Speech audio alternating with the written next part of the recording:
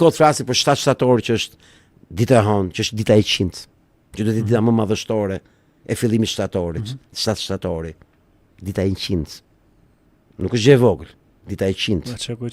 Aty duhet të shpërthej koncepti i fuqisë, të madhështisë dhe i numrave dhe i qytetarisë të gjitha.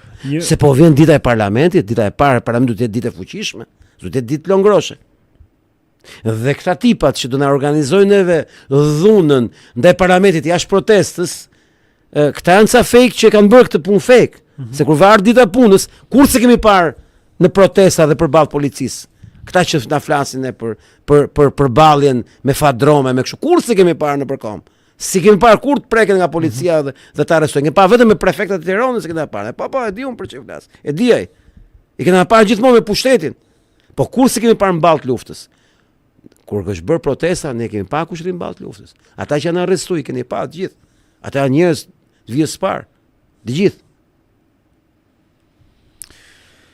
Mikrofoni është për devijim të protestës, thotë. Një koment tani të kalim tek pyetjet. Një sekond për devijim protestës, më fal, po në mikrofon nuk është thënë asnjëherë një gjë të dëm protestës. Mos e themi këtë gjë. Po, mos ja bëjmë tani kështu. A vastash? Unë ankojm për mikrofoni që është vulgar, është i rëndomt. E ca gjëra kam flas për një grup që s'ka etik në sjellje, që bën ca skena ndonjëherë siç pash një ditë, që ishte pa etik, siç edhe kjo sot me postrin Rama Burr, Berina Burr. Askush s'ka të drejtë të kërkojë askujt. Është një koment që sapo ka ardhur, tani do kalim këtë gjitha komentet, bëj një pyetje konkrete, konkrete për sa i përket këtyre siç ka thënë avokati ose gjëra që ju interesojnë për protestën në Shqipërinë dhe shqiptarët, vendin tonë, dheun tonë, tokën tonë. Flitet qarkullon ky lajmi që është bërë me koment avokat. Çfarë mendimi ke për deklaratën që ka bërë Sibel Edmonds për futjen e mercenarëve në protestë me armë të trafikuara? Është egzageruar dhe keq informuar. Si është e vërteta e kësaj? Është egzageruar dhe keq informuar. Ajo zonjë është e keq informuar. Dhe është egzageruar.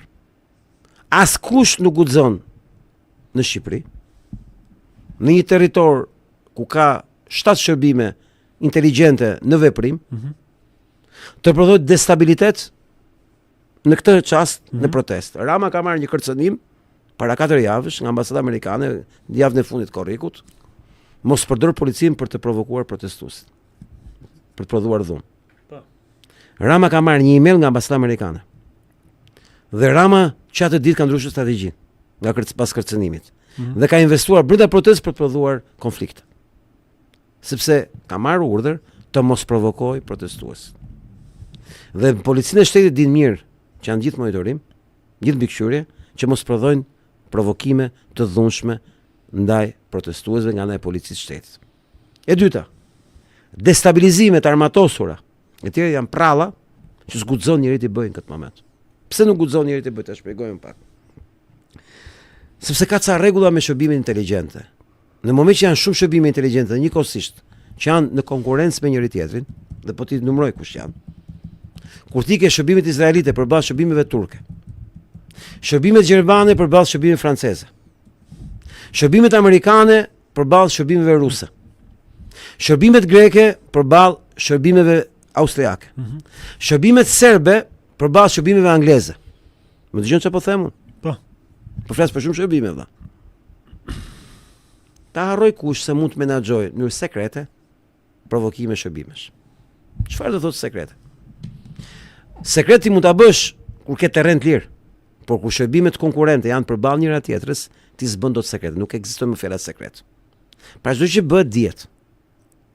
Të vetmet që kanë interes për të prodhuar provokime të dhunshme në protestë është vetëm Edi Rama dhe Izraeli, askush tjetër.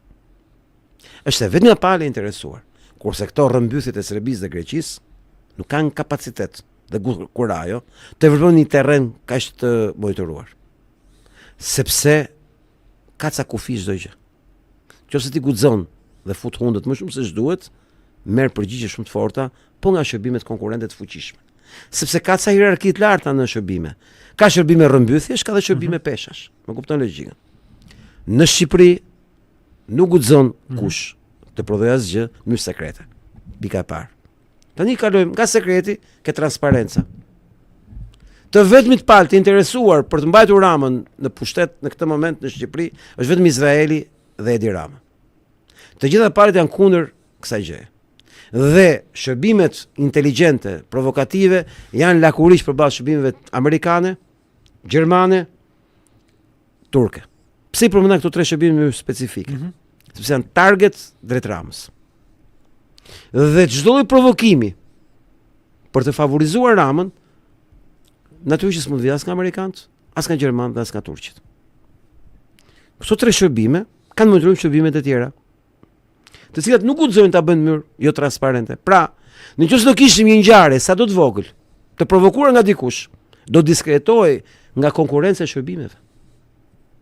Dhe njerëzit që kanë studiuar rastin e Mandamit në Kiev, Mejdanit në Kiev, kanë studiuar revolucionin e portokallit Sorosit dhe CIA-s në vendet e Evropës Lindore, në vendet e Bashkimit Sovjetik. Ka një uri të mjaftueshme për të kuptuar se si funksionojnë shërbimet inteligjente. Kush ka studiuar rastin turk për shërbimet inteligjente të CIA-s, se si kërkonin të prodhonin destabilitet në Turqi, që përfshiu deri në grushtin e shtetit në Erdoganit 2016, që ishte përfshirë Mossadi, CIA dhe shumë shërbime të tjera, ku ishte Trumpi ai që uroi I pari Erdoganin për fitoren në 2016 në gusht, ishte kandidat për president, dhe që ne kemi parë marrëdhëniet e Amerikës me Turqinë, se si Trumpi ka reaguar me Erdoganin pozitivisht në favor të Erdoganit. Kemi bollë eksperiencë për kuptuar se funksionojnë shërbimet inteligjente. Kjo që ka thënë Sibeli është keq informimi plot. Burimet e Sibelit në Shqipëri. Pra nuk është deri në këtë pikë marrëdhënia kriza e marrëdhënies midis Ramës dhe Erdoganit për të shkuar deri në këtë pikë. Po nuk I le verdis, I le vetëm Ramës kjo gjë. Pra këto lloj skenarësh janë skenarët në favor të Ramës, sepse Rama ka nevojë për të bërë viktimën. E kuptove logjikën ku e ka. Me qartë.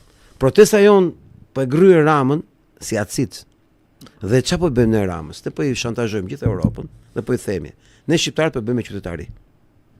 Ju të Europës keni detyrë qytetarin ton ta shpërbleni. Sepse destabiliteti nuk është I mirë për ju. Pa nuk ishte mjaftueshëm 3 muaj për të treguar si gjos janë 3 muaj. As si gjos janë. Okej. Sepse janë korrigusht e para, e dyta. Okej. Ku I kemi numrat ne dhe stabilitetin dhe planin ton? Pritë vëlla, njerëzit nuk kanë sensibilizuar akoma në Shqipëri. Akoma nuk e dinë njerëzit në Shqipëri që po kolonizohet Shqipëria. Kemi akoma njerëz që nuk e dinë që po na përzen. Ka akoma njerëz. S'po merrem me idiotët, me I këm në varr që I shërbej Ramës. Po merrem me një pjesë publiku që po për ditë po habitet. Kur unë bëra podcastin e para 2 ditëve me Donenion, 24 pyetje që I kanë drejtuar ambasadorës Izraelit, njerëzit janë skandalizuar dhe akoma janë të trullosur. Sinqerisht të them, ata që kanë parë podcast. Sepse ajo është bomb që kam zgjeru. Është vërtet bomb. Për të vëllai kanë kohë njerëz ta morin vesh. Nuk është akoma çasti që shqiptarët të jenë akoma të motivuar për të rrëzuar Ramën, se do dhe ja 4 javë kjo punë. Parlamenti fillon diku nga data 15, plus minus 3-4-5 ditë. Ne nuk e dim skenarin e Ramës po zgjedhet parakoshme. Për ta bërë me këtë kod zgjedhor dhe që të na errasi një palë zgjedhje me këto kushte që janë. Ne nuk e dim fare se kush është gjendja brenda sistemeve tona politike, brenda ndërkombëtarëve, brenda gjeopolitikës ende, sepse ende nuk dim ku jemi shtator. Ne jemi duke eksploruar, duke kuptuar edhe vetveten, edhe fuqinë tonë. Dhe ju do ta keni parasysh dhe diçka, ju që doni rrezimin e Ramës. Numrat kanë shumë rëndësi. Po, ka nga ato që thonë duhet edhe cilësia sesa vetëm sasia. Pra duhet. Jo, fillimisht duhet sasia. Po. Pas sasi, nuk ka legjitimitet, se duhet dhe legjitimitet për të zgjuar Ramën. Ore, nuk është puna që 200 veta duhet të zgjuar Ramën. 200.000 njerëz për të zgjuar.